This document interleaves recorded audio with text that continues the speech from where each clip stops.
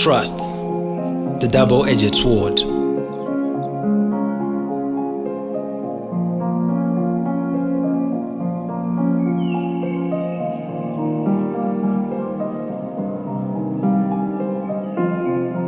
The cries of the abused are inaudible to many.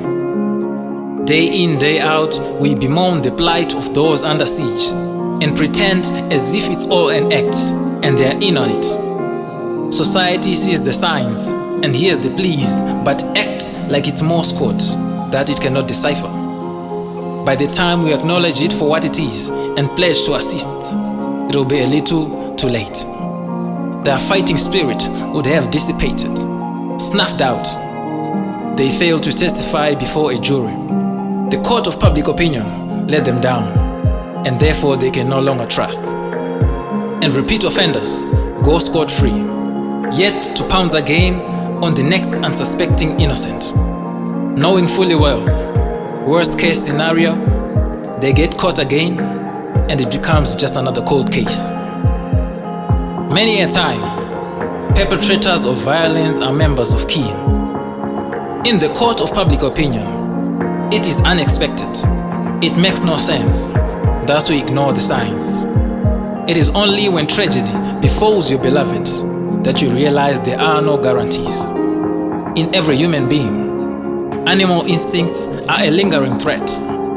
Society assumes an indigenous predisposition in all to only assault those out of your inner circle, an obligation not to take advantage of me as long as we are related, even in the smallest sense.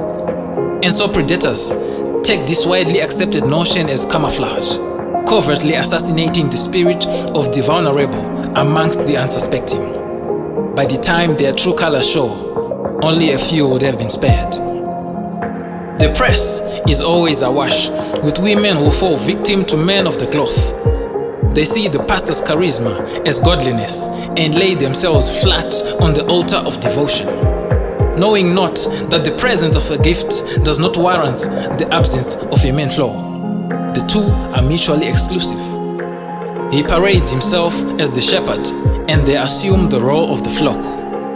From the moment they choose to believe in him, they toss away all senses.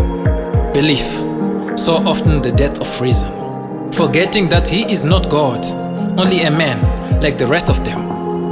I ask ye, how is intercourse with a clergyman a cure for barrenness? By the time they wake up to what's really transpired, the assault will be unbelievable to most. Even the press dubs it alleged rape, as if it is unlikely, if not impossible. I ask ye again, when will it end?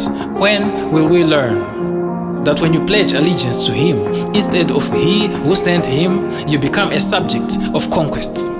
We call them Father, Papa, Man of God, Prophet, etc., caressing their ego. In their eyes, we are not brethren, but rather an empire of sheep. You can never be too careful. You owe it to yourself to protect yourself. Trust is a double-edged sword, which when given, can be used against you, and it's just a matter of time before you bleed. You must love yourself enough to keep everyone else at arm's length. Loving an uncle, a father, a cousin does not necessitate trusting them. The two are basically unrelated, binary. Someone once said, whatever happened to you was because you let it. You only have yourself to blame. Harsh? Yes, but nevertheless, a harsh truth.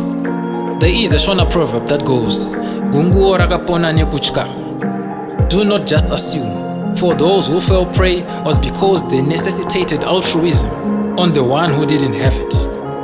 In the grand scheme of things, there is no reward for bravery.